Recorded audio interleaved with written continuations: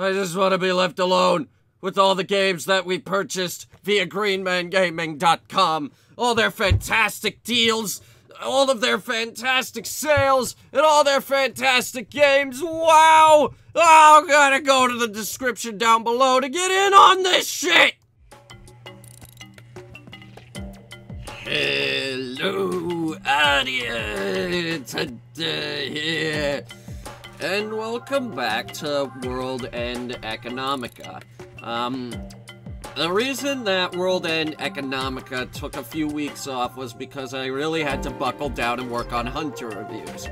Now, Hunter reviews is out, so you can go watch that, and I can get back to playing this for you all.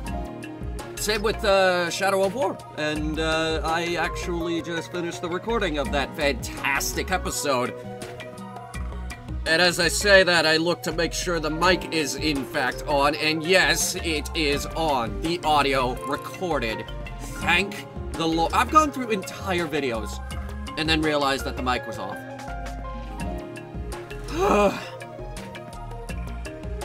So, I can't put any strength into my hip because he tackled me. By the way, that's hips with a lisp, hips. Hagana looked at me as she said this. A woman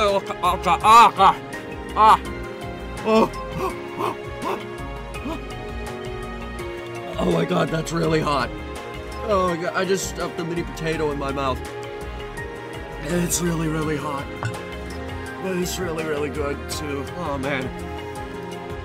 You tackled her? Really? I vaguely recalled something like this happening in the kindergarten or elementary school. In kindergarten or elementary. I thought he said it like the kindergarten.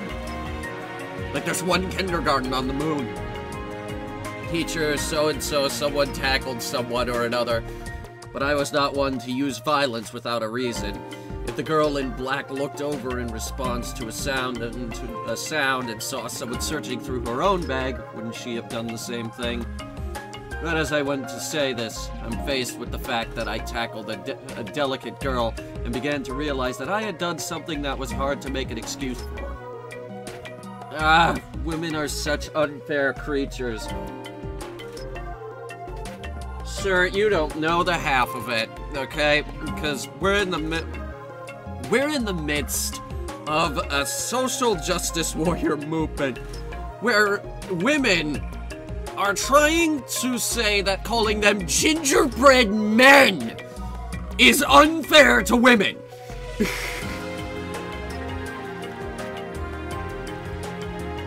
That's the levels we're at. Gingerbread men.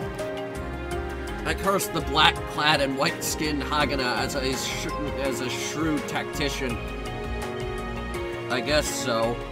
Wait, no, but, well, I can imagine the situation. In that case, a fight, both parties are to blame.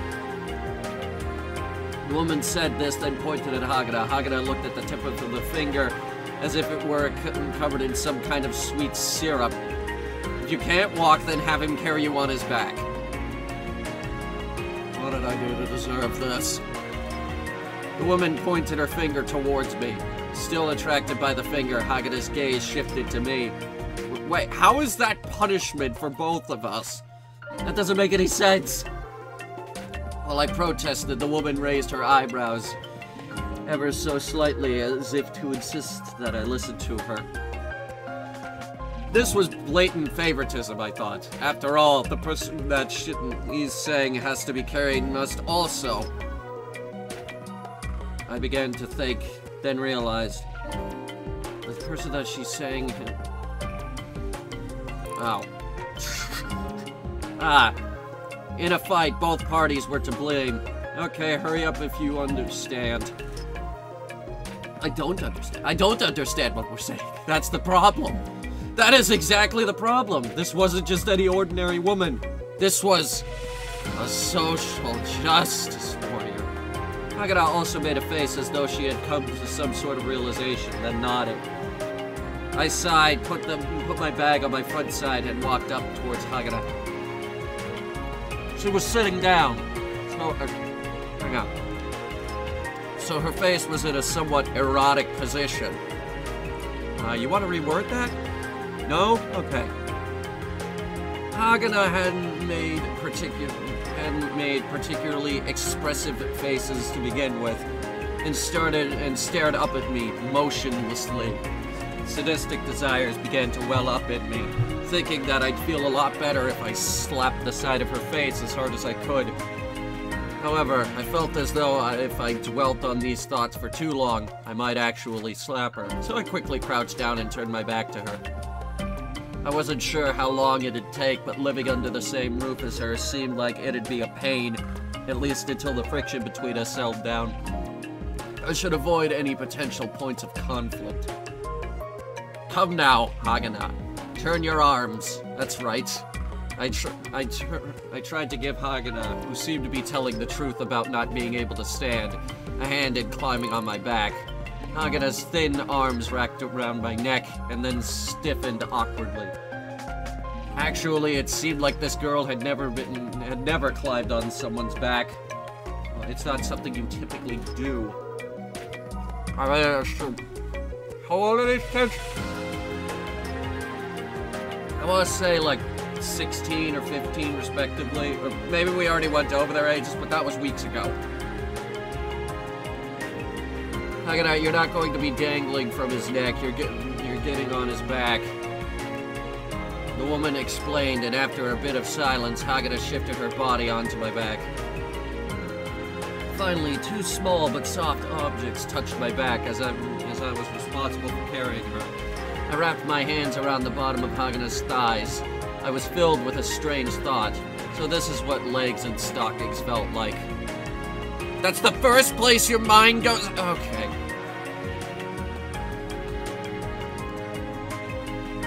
Okay, Sam! Another part of me nearly rose as well, but with a quick start, I put my strength into my two legs. I hadn't been skipping my resistance training, so I could pretty easily carry up to around 5 times my weight. One slender girl was practically nothing to me. It's also the moon, so... Oh, you're stronger than I thought. The praise didn't feel too bad. Alright then, let's go. The woman began to walk. I tried to follow behind her, but Hagana stopped me. Wait. The woman turned back, and we both looked at Hagana's face. Hers was right next to mine. Suddenly, I smelled something sweet and fruit-like for a moment. What is it? As the woman replied, Hagana raised her head a little while still on my back, and replied quietly, "He really stinks." The woman looked blankly at Hagana, then at me. A strange, cheerful smile began to appear on her face. In a fight, both parties are to blame.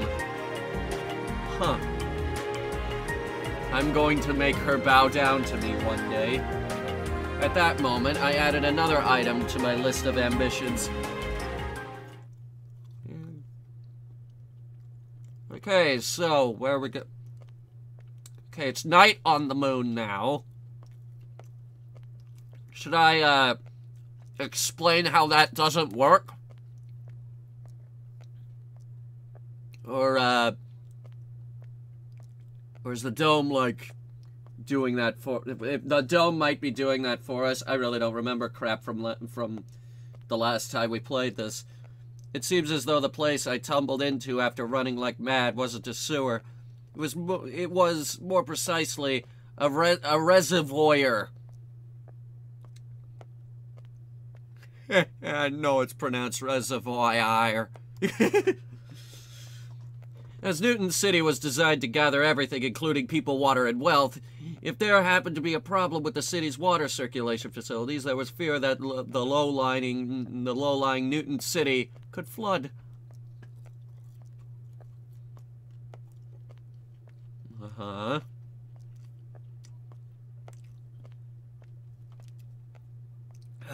Fish is delicious. Okay. Christ, that's a lot of text. For that reason, there was apparently 2 additional layers of facilities for long-term water storage, so that the water went down from the outer section of the Green City and then from Green City to Newton City. Well, I didn't know the first thing about this. I did know that I was in a place with an incredibly fantastic atmosphere. And that was why other towns generally forbid entry to their reservoirs. It's because couples that get together tend to be drawn towards places like that. Oh, I see. Hey, Amanda, you wanna go make out in the reservoir? I nodded in agreement with this observation. Also, this area seemed to be quite a low-income neighborhood, even by the standards of the 6th outer section, and it was full of homes on the verge of collapsing, even here on the gravity-weak moon. Oh, so when you said collapsing, you didn't mean economically. You meant physically collapsing. How old is this place? Even so, the many lights in the town made it easy to recognize that lots of people lived here. For a town in the outer sections, this one was relatively old. Apparently, it used to be more lively in the past. As it was also night, there was almost nothing there related to liveliness. Actually, it looked like a scene out of some children's tale from long, long ago. This place wasn't a reality, but rather ruins from the real world overlapping with the glory days of the past. That's how the place looked to me. It's really depressing, man.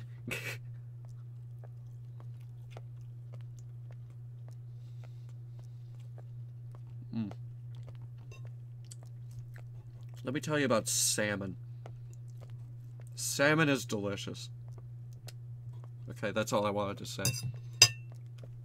Damn it, I look back up and that's a lot of text again. But every once in a while, someone would go out on the eaves of their home under the imitation of the stars projected on the dome and amuse themselves by drinking alcohol or by playing a game of chess or go. It may have been a poor area, but it seemed incredibly safe. They say that it was an old town, which must have meant that its residents had stopped developing the area. Newton City had developed at a rate that threatened to surpass even the most advanced nations on Earth. So some of the people that have been attracted to it worked hard so that you could refresh the list of humanity's richest people and see changes every day.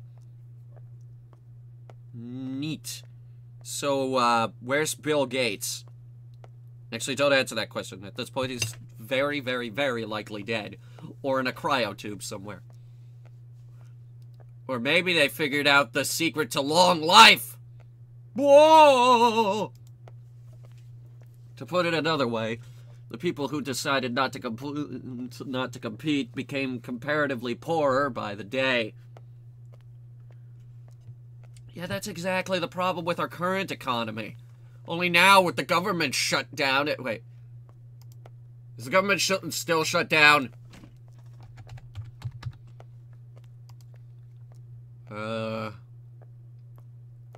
No? There's an article online. Donald Trump Jr. celebrates Christmas with his ex-wife and their kids. Also, government is still shut down.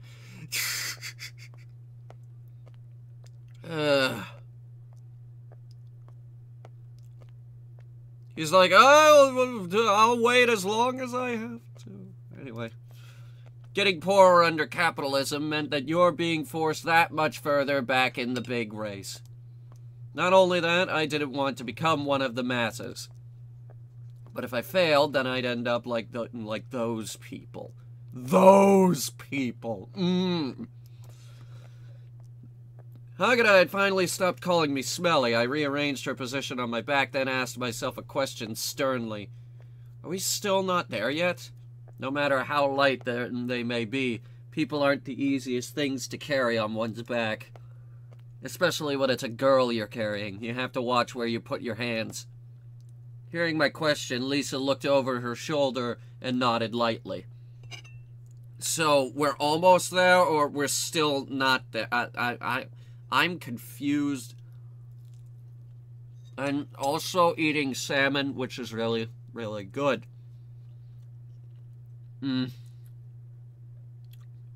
Oh my god. It tastes alive. Probably because it was at one point, you know, alive. We're here. We are. Hearing those words, I stopped my feet and raised my head. I wondered what kind of run-down hut we'd arrived at, but to my surprise, I was facing an impressive gate. Actually, wasn't this a bit too impressive of a gate? 2 meters? 3 meters? Wait, more importantly, wasn't this... As I stood so dumbfounded that I forgot that Hagara was on my back, Lisa put her hands on the gate and slowly pushed it open. It didn't even seem to be locked, but considering what this place was, I could understand. Standing in front of me was a building that I had only ever heard of before. Sheltering people is my hobby. Do you see why now? She opened the double doors and walked in. The next thing I knew, a bearded dude stuck on a cross was right in front of me. Oh no, it's a church. I don't want religion on my moon base.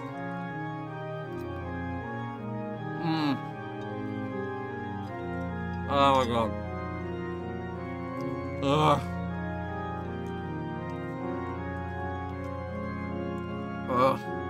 Salmon. Salmon. Don't worry, by the way, it's almost gone. Welcome to the 6th Avenue Church. Lisa said this to me while I was still in shock. You're a Christist? Did you just say Christist? Not Christist, Christian. I'm gonna fucking call him Christists from now on. Because that's an amazing term. I thought that was something they only did on Earth. Well, then... Fuck, what would Mars speak be? You're a Christian? The filthy Earth people. Let's go with filthy Earth people. Because Earth people are filthy.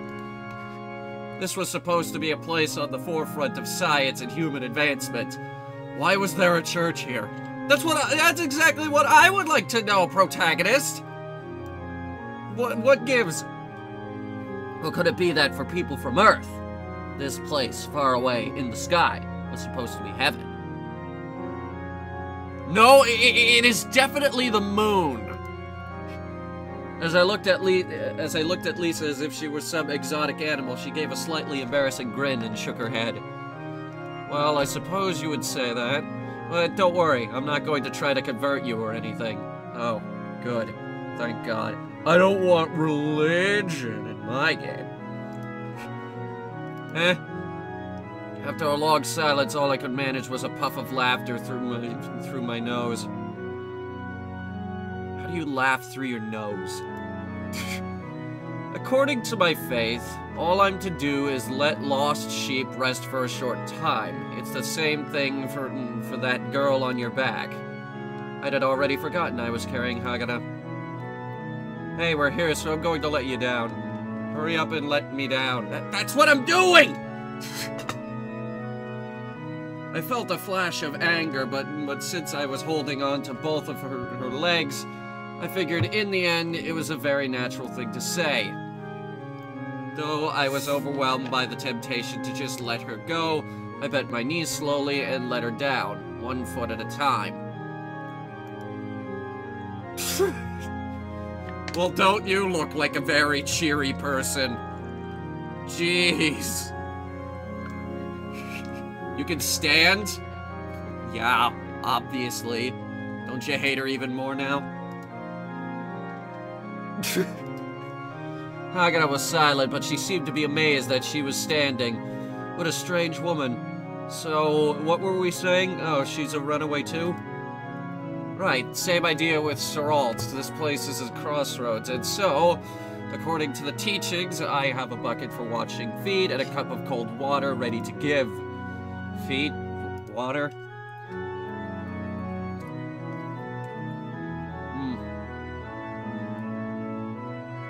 Fucking fish. Fish is delicious.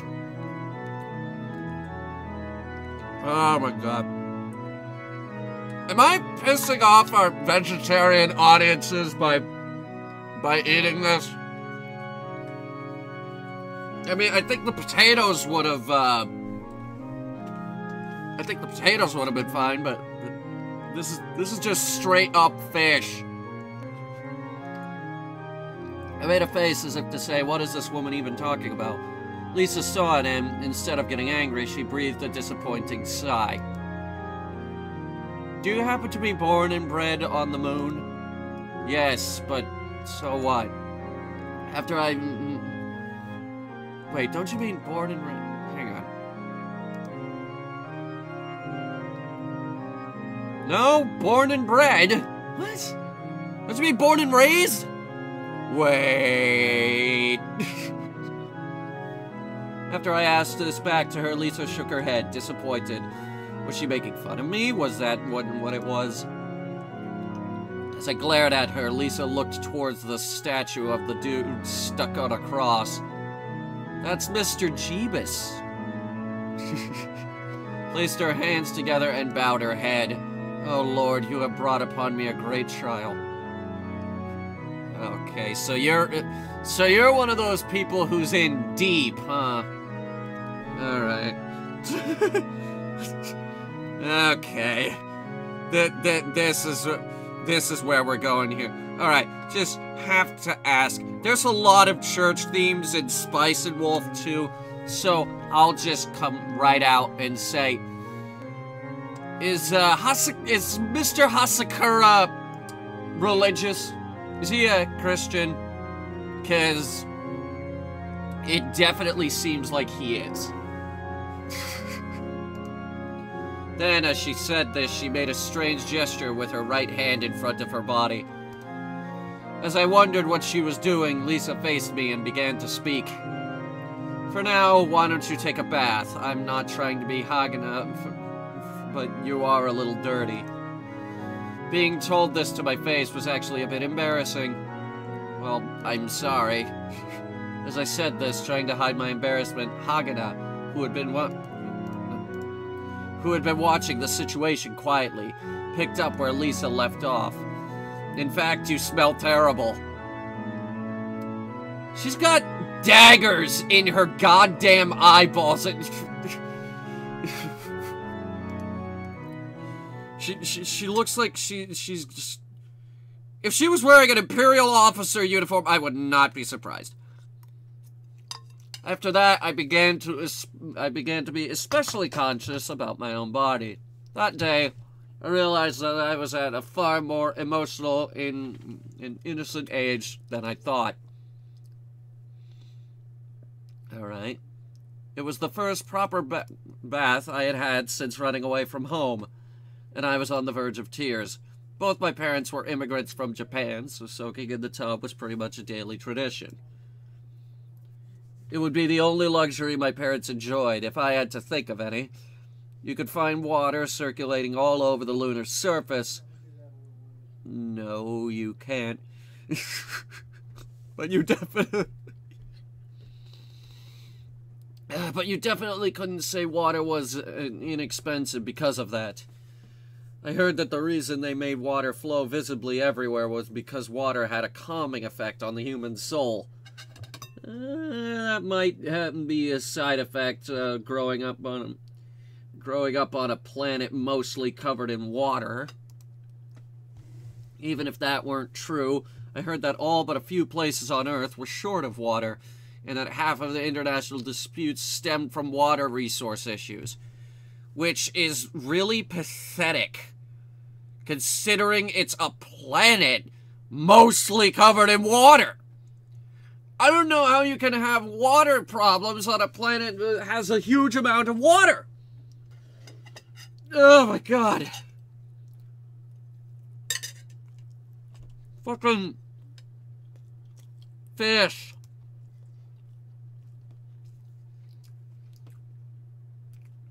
I'm eating fish. You know where fish comes from? Water! God damn. Alright. So perhaps the visible presence of water was to put some of the immigrants' anxieties to rest, since they believed that fights over water resources were an everyday occurrence due to their coming from various regions on Earth. Again, Earth, for all intents and purposes, is an ocean world. We live on an ocean planet. Why is this hard? However, what I was currently soaking in was apparently water siphoned off before final processing, and thus it was quite cheap. At the bottom of the tub, I could see pieces of aquatic plants used for water purification, like I'd see in waterways. It wasn't just water that was limited on the moon. Unlike Earth, the moon didn't have vast quantities of various resources. Most of them were created from chemical processing of native lunar materials, or, failing that, imported via the orbital elevator. That's why people said that the government organization in charge of managing the lunar surface had terribly precise control over the flow of various materials throughout the city. The most important of those was water, and thus the amount of oxygen and hydrogen. Any amount of oxygen could be obtained by using the plentiful amount of solar radiation. Who's contacting me? Okay. Solar radiation. Okay. Any amount of oxygen could be obtained by using the plentiful amount of solar radiation to break down silicon dioxide, sand. In other words, hydrogen. However, could only be obtained via hydrocarbons that only existed at the poles. Hydrogen is too light for the moon's gravity to retain it, and thus naturally occurring hydrogen was quite rare. Carbon could be obtained by using the limitless electrical power here to break down solid carbon dioxide shipped in from...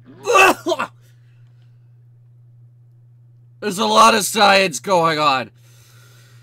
Oxygen could also be obtained from this process, thus killing two birds with one stone. Nitrogen and the various minerals needed for the growth of plants and animals could only be obtained through chemical pellets transported in through the orbital elevator. But there's a recipe for oxygen. You take, you take hydrogen, you add oxygen, and you burn. Like you add, wait, no, that's the, no, that's the formula for water. You take hydrogen, you add oxygen, and you burn. That's how the guy in The Martian did it. This basic knowledge was supposedly taught to all kids in elementary school during science class. Seriously? That's some really advanced science classes for elementary school. It's like, alright kids, up against the wall. It's time to memorize the periodic table of elements. And as you all know, if you get one wrong, we're gonna hit you over the head. And here on the moon, we no longer use a ruler. These days, we use a yardstick.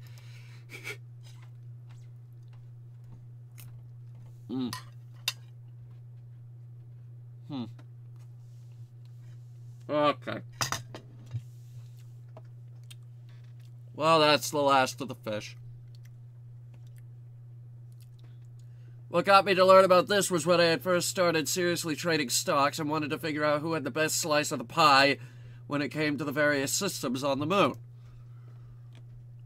I had naively thought that investing in that would guarantee smooth sailing, and that would be that. I had learned a lot while operating under the notion, and thus it wasn't all the rose-tinted stuff they'd teach you at school. I remember sighing in awe at the systems revolving around rights tied to important resources in lunar cities.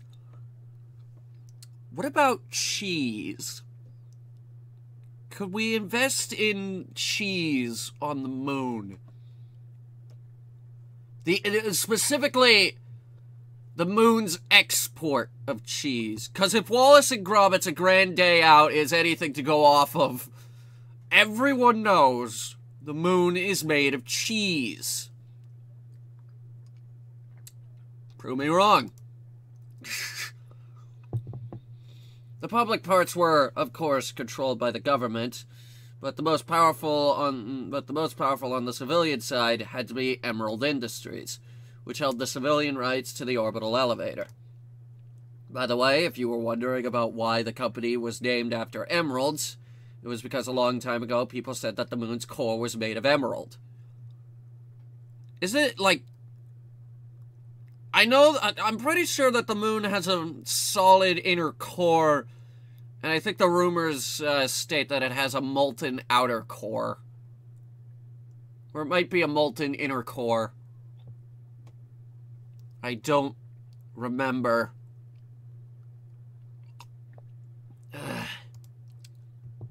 It was originally a maintenance company, but since this was a complicated piece of machinery, there weren't many qualified guys who could work on it. This was a textbook example of what would happen if they were also quite crafty. The majority of the infrastructure on the moon was under the umbrella of Emerald Industries and its related subsidiary companies. During the time it took for me to come out of the bathroom, dry myself off, and put on the obviously old t-shirt and pants, I must have interacted with products from 100 to 200 of Emerald... Wait, what? What do you mean you must have interacted? Oh! Okay, so basically they're a megacorp on the moon because they make everything. This was a totally artificial city, so artificial it would put Las Vegas and Dubai to shame, even though those were lauded as cities with foundations in the desert. Did that say fountains in the desert? Fuck, I don't remember. I hadn't seen either city with my own eyes, but I had seen footage of them. People on Earth sure were idiots. Thank you! I thought candidly to myself. All freshened up, when I came out of the changing room, Lisa was lying back on the sofa. Lisa? There was a cup of water she had poured for me on the table. The changing room connected straight into the living room. In it was an old worn sofa set that she must have picked up from a dump somewhere, along with a coffee table and a carpet whose corners must have been mended countless times. There was no TV, but there was a computer. Also on the coffee table was a malfunction terminal that Lisa had been using just now. A multi-function terminal. What you reading there? Spice and Wolf Volume 5? That's the next one I have to read. I have to go in and I have to read Volume 5. I finished Volume 4 and it had nothing to do with the anime. Volume 5 does though, so yeah. What had surprised me was the thick book next to it. It was a rare event to see real books on the moon, where space and resources were limited. I had thought until relatively recently that books were simply an application interface format. I didn't realize that things that resembled what was drawn on the screen actually existed. People who came from Earth made fun of people who grew up on the moon for things like that.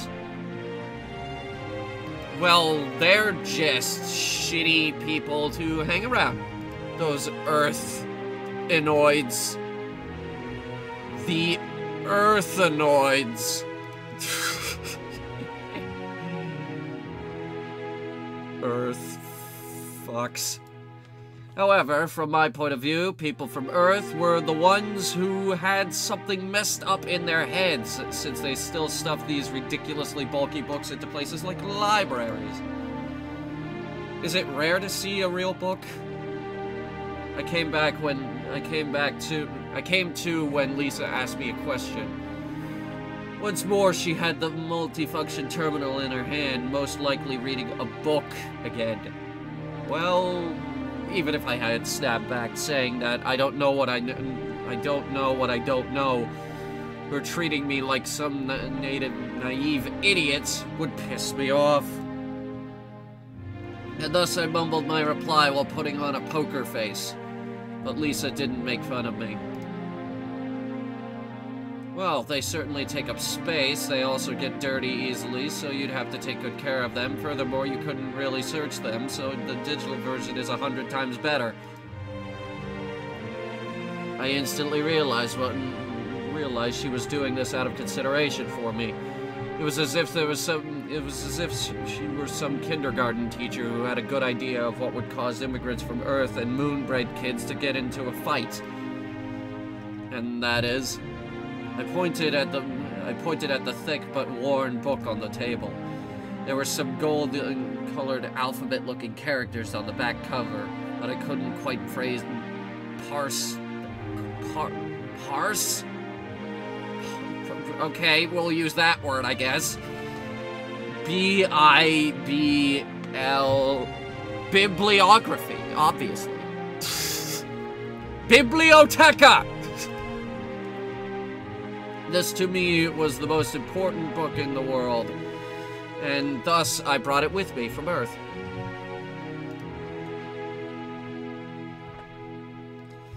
Even though I parted with Julie, who had been with me since the day I was born. Oh, she was my pet dog, by the way. Even if I parted with Julie, I could not bear to leave that book back on Earth. Wait, how old are you? How old's the dog? Lisa laid the mobile terminal aside and carefully stroked the front of the cover of the tattered book. Upon seeing that, I flashed back to when I was a naive kid being patted on the head by my parents' hands, roughened from working outdoors. Okay.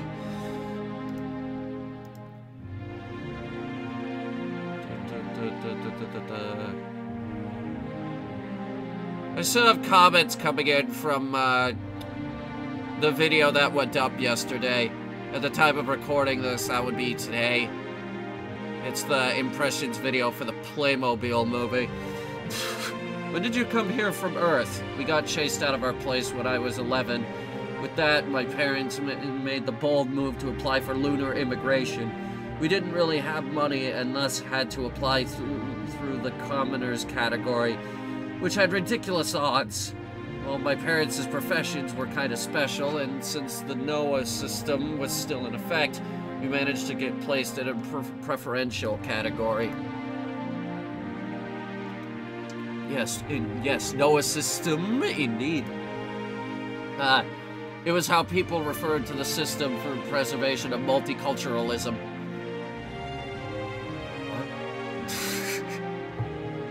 Why do we want to preserve multiculturalism? If anything, we should try to get rid of multiculturalism and combine all the culture into one culture. No more languages, no more money, no more borders. I can say these controversial things. We're on the moon.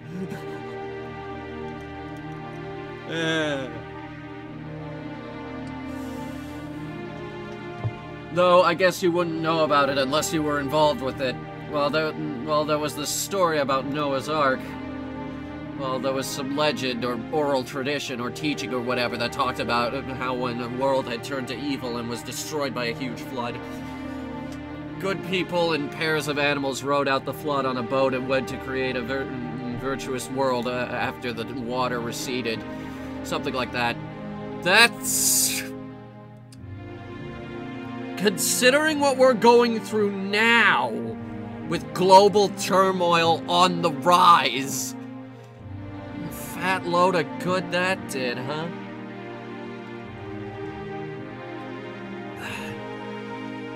Isn't it the first cleansing was by water and the second one's supposed to be by fire or some shit? Yeah, figure out how we're gonna survive that, government. California's already getting started! My parents were both theological scholars. I guess they needed people of that odd profession as well. You know, I can appreciate the fact that you look at it as a story instead of those some people that look at the Bible as facts. Like, oh no, this happened. No, this is real. No, Jesus came back from the dead. I think that one story, and it's in Sunny in Philly, said that, so Jesus comes back every Sunday as a bowl of crackers, and you just see fit to eat the guy? I don't know if that's how it... I have never attended church. I don't know. When it comes to everything, I guess, I think religion is where I am the least versed. The one time I read the Bible was the lolcat translation of the Bible, so that should be telling you something. This was the first time I had heard the term theological scholar. Lisa picked up the nearby terminal and showed me the dictionary entry. They were apparently people who studied religious teachings. Oh. Great. I was truly surprised that people who gave their lives to such useless things were here on the moon. Can we say that? I don't know. This video's going down the controversial path really, really quick. And thus, this book was like my soul. To someone like me who had been raised in such a household, there were many authors depending on which chapter it was, but it was mostly written around 2,000 years ago. It's actually the best-selling book on Earth, you know. Is it? Harry Potter and the Deathly Hallows didn't beat it out? Huh. Oh, is it that interesting? Lisa laughed out loud when I started to show a bit of an interest in the book while looking at it. Haha! Well, no, sorry. Well, if you asked me whether it was interesting or not, I'd say it was interesting in its own way, but it isn't really that kind of book. This is called the Bible. Remember the figure you saw in the church? That this was the book written by the disciples of the guy pinned up there. It's a book of religious teachings, so to speak. They estimate that over 1 billion copies have been sold. 1 billion? That means 1 in 6 people on Earth have purchased the Bible? That makes me depressed. Should it? I endeavor to say yes! 1 billion copies? Those poor trees. It's because it could be found everywhere on Earth. It was translated into the words spoken by people all over the Earth. So in other words, everyone on Earth reads it. No.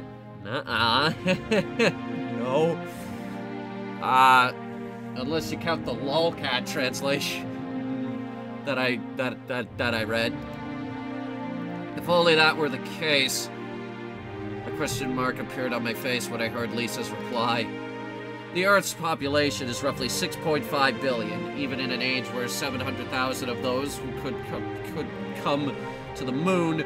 Roughly a third of those people on Earth couldn't read, and 2/3 had no surroundings where they could sit down and read a book. Kidding? You can read a book anywhere. Just sit and read. Go up on a roof or under a tree or lay down in the middle of a parking lot. The remaining fortunate 1/3 had tons of other forms of entertainment. There were few people reading the Bible nowadays, even amongst Christians.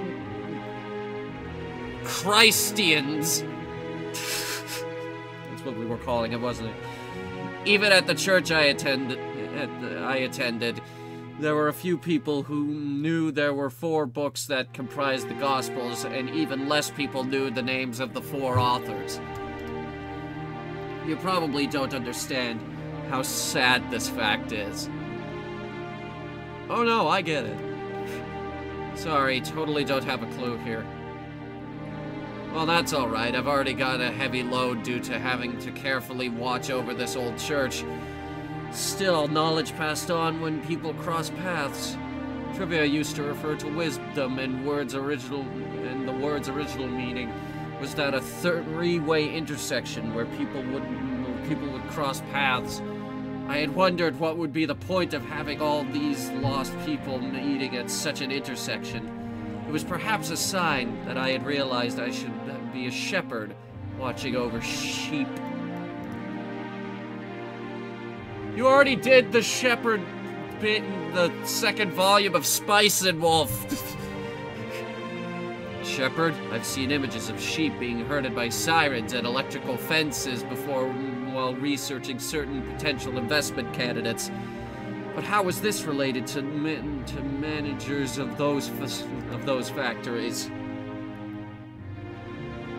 Seeing me totally draw a blank, Lisa laughed weakly and said, "Sorry, it's just a metaphor. I actually haven't seen a real shepherd either. I guess it wasn't just a matter of not knowing stuff, because I was born on the moon. On the moon." I was at least a bit relieved by that. I'm pretty much that type of person. People would certainly wonder why I came to the moon to do such a thing. Yeah, I'm wondering that myself. We're on the forefront of technology here, and you have a church. I don't even think our surviving Mars people have a church. So then again, I'm recording season 2 now, and we're trying to destroy somebody. Well, I do think of that. Lisa chuckled at my frank statement. Well, now, let's talk about you, okay? Oh, no. No, I don't want to talk about myself. She went to the trouble of saving me from the police, bringing me here since it looked like I had no place to go, and even letting me take a bath. My good character dictated that I answer her. Well, I come from a settlement village on the outskirts of the eastern outer district. Oh, that great place with all the greenery, right? Outsiders all say that. Isn't it just because we're all from the Stone Age? Haha, people who would come to the moon were all city dwellers back when they were on Earth. They missed their greenery. I was beginning to feel that I was being blanketed and confused by a high level of logic. Are the cities on Earth full of greenery then? Well, I guess the way I worded it was kind of bad. Even on Earth, there wasn't much greenery in the cities for some reason. People were attracted to the natural outdoors from times long gone past. Perhaps it's something ingrained in us. Aren't you the same? I was about to refute her point, but decided against it. In either case, I ran away from home over there. Okay, your name? Is it okay to ask? Lisa asked me without showing any signs of trying to force me. You're tearing me apart, Lisa! Like I'd be able to get away with not answering that if I said no. That's fine if you don't want to. ...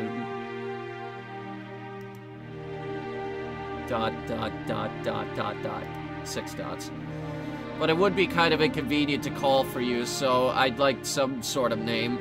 The girl you carried on her back, she's called Hagana. It's not her real name. Huh? Well, it's not like she doesn't want to open up to me, but she's like a wild animal in that she's very cautious about things. Hagana's originally a word from the language of the Wanderers. Well, actually, does anything come to mind when I use the term Wanderers? No idea. I guess that's to be expected, but I see. I guess the moon being free from Earth had this kind of meaning. What? Sorry, talking to myself again. It's my first time talking to a kid who was born and bred on the moon. Wait, through your whole life? Wow, that's unbelievably weird. People born and bred on the moon. There's still probably not even 10,000 or so. People working in Newton City said that it was due to the fact that many people weren't able to have children. Why is that? Most of the people who came from Earth were 10 years old at the youngest when they rode the orbital elevator. There was a huge difference in gravity between the moon and Earth, and thus there were issues with their bodies. Oh? Do go on. Of course, to them, Earth was their birthplace, and the common sense they possessed came from there as well. Well, this really is like trivia, the whole paths crossing and exchanging wisdom thing. Lisa smiled with satisfaction while uttering those words. I'm gonna cut this off when he drops the name. If that girl clad in black Hagana could be considered strange, then Lisa must also be strange for helping and harboring me. Anyhow, even if this day and age is living on the moon, she's all into religion and cherishes her real books. Nobody uses a book anymore! To put it bluntly, I wondered if she was a social outcast. However, I had a favorable impression of Lisa, even though she didn't seem to take part in the competitions that raged on in this competitive city. It was true she wasn't pushing ahead, but it didn't feel like she was falling back either. Even in this low-gravity environment, Lisa appeared to have her feet planted firmly on the ground. She looked to me as if she enjoyed just living her life. I was a bit moved seeing that people like that actually existed. I had thought that there were 3 types of people on the moon. The rough and crude from my village who were refined only in speech, the decadent people from the outer sections who couldn't be helped, and the residents of Newton City who took advantage of the low gravity to jump up to lofty heights. Okay. These were my thoughts as I looked at Lisa, who was smiling happily to herself. It feels like she could at least be trusted. Yoshiharu. And there's the name drop. I'm gonna cut this off here because it's getting a bit late and I have other things to do today. But that is our another session complete for World End Economica. Thanks for watching, guys, and I will see you in the next video. We're finally back on schedule. We'll see this series again next year.